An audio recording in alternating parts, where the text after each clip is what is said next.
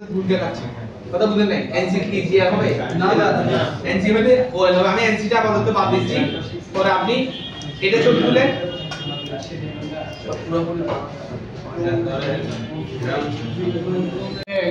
এগুলো দেখাবে আপনার কি থাকলে সার্কিট বোর্ডের সাথে কানেক্টেড থাকলে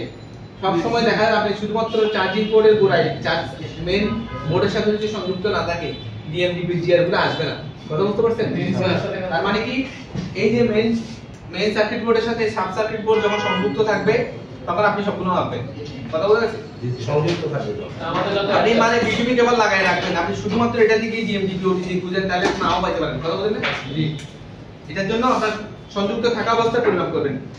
কোন টার্মিনালে ডিভাইসে এত জিআর পাবেন তারপর হচ্ছে আপনার ডিএমএ পাবেন কত ডিএম মানে ডাটা প্লাস আমি ডাটা প্লাস দিয়ে বলে দিছি 300 থেকে 1600 আর হচ্ছে ওটাও ডাটা মাইনাস 300 থেকে 1600 ইউএসবি ওটিজি যেটা আইডি লাইন আছে এটা যদি থাকে তাহলে 300 থেকে ইনফিনিটি আসতে পারে যে কোনো মনে করেন ওভারলোড হয়ে যেতে পারে আমার টার্মিনাল 8টা ওই 00 তে দুইটা আছে গ্রাউন্ড দুইটা মূল টার্মিনাল 5টা করে ওইটার সাথে আমাদের ইয়েটা থাকবে ইউএসবি আইডিটা থাকবে যেটা মেইন গ্রাউন্ড হ্যাঁ ডিএম ডাটা ডিএম যেটা প্লাস না minus DM minus plus DM data DM দিয়ে মাইনাস কথা বুঝতে পারছেন আর ডিবি ডাটা প্লাস কথা বুঝছেন বা ডাটা প্লাস এই যে আমি প্লাস মানে দেখে বড় করে বসাই দিলাম ইজিলি বুঝতে পারবেন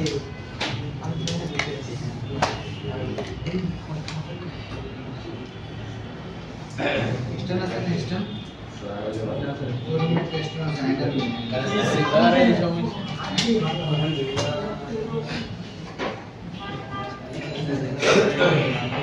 চা খাওয়া শেখে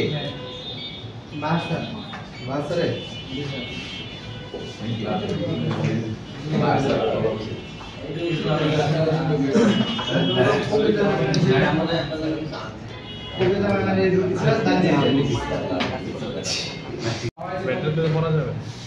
চার্জিং মেশিনের কোনো আইসি আছে কার জন্য আছে এটার জন্য আছে আপনারা বুঝে আছেন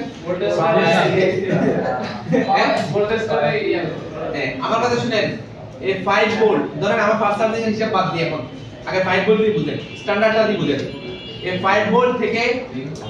এই 5 ভোল্টটা কোথায় যাবে আপনার ওবিপি হয়ে শুধু ওবিপি না যেমন ধরেন এটার উৎপত্তি স্থল হচ্ছে চার্জিং পোর্ট কখন চার্জার লাগানোর পরে চার্জার লাগানোর পরে তাহলে চার্জার লাগানোর পরে আমরা কি করছি চার্জিং এই যে বিটুবি কেবল হয়ে মেইন বোর্ডে গেছে মেইন বোর্ড থেকে ওবিপি একটা আইসি আছে যেটা হচ্ছে ওভার ভোল্টেজ প্রোটেকশন ওই প্রোটেকশন আইসির উপর দিয়ে ঘুরে কোথায় যাবে চার্জিং আইসির কাছে যাবে কথা বোঝা গেছে তাহলে ওই ওবিপি কাজ কি ওভার ভোল্টেজকে প্রোটেক্ট করা কেন প্রোটেক্ট করবে ধরুন আপনি একটা চার্জার কোথায় লাগান আপনি 220 তে লাগান কোথায় লাগান 220 তে 220 থেকে আপনি আউটপুট পান কত 230 কার মাধ্যমে পান চার্জারের মাধ্যমে 5 ভোল্ট চার্জারের মাধ্যমে 5 ভোল্ট চার্জারের সার্কিটের মাধ্যমে এটা 5 ভোল্টে রূপান্তরিত ধরেন আপনার যে কোনো কারণে ওই চার্জারটা নষ্ট হয়ে গেছে এই 220 ওইদিকে সাপ্লাই দেওয়া শুরু করছে 220 হতে পারে না জি স্যার হয় না 220 চার্জারে স্পার্ক করে না অনেকে শর্ট করে না চার্জারের মাথায় এগুলো শর্ট দিয়ে ফেলায় সরকার মানুষ মরে গেছে এরকম আসতো হ্যাঁ স্যার আপনার এই 220 যদি কোনো কারণে এই সার্কিট নষ্ট হয়ে যাওয়ার কারণে শর্ট সার্কিট হয়ে যাবে পানি টানি ঢুকার কারণে আপনি জানেন না এই গেছে 220 ওই কেবল দিয়ে সাপ্লাই দেওয়া শুরু করছে আপনি ফোনে লাগাইছেন কি হবে স্যার মোবাইলের গতি রকেট হয়ে যাবে মোবাইল ফোনে লাগানোর পরও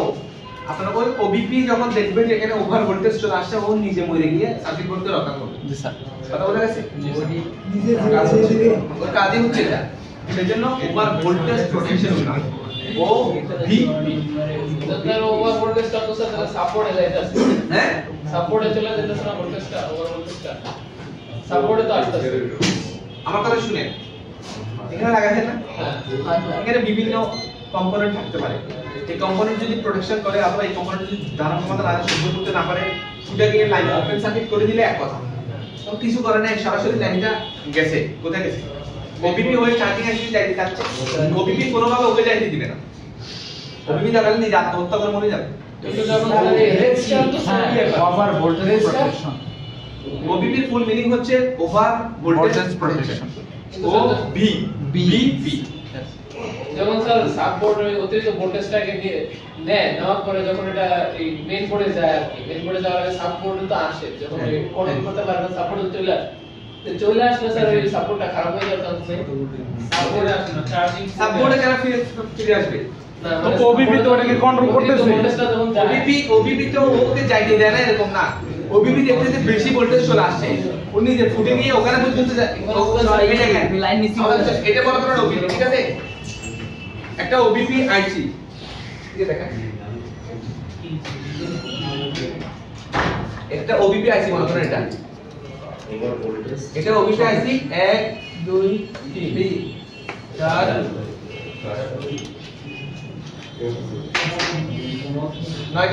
নয়টা বল ওর কাজ হচ্ছে ওভার ভোল্টেজকে প্রোটেকশন করা তো ও ধরেন আপনার চার্জার আমরা চার্জিং পোর্ট আঁকি একটা এই চার্জিং পোর্ট 1 2 3 4 5 মনে করেন পাঁচটা পোর্ট না এখানে ধরেন এটা বিবাস কোনটা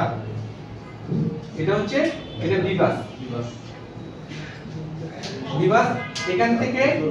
এটা হচ্ছে চার্জিং পোর্ট এটা হচ্ছে একটা সাববোর্ডের সাথে সংযুক্ত আছে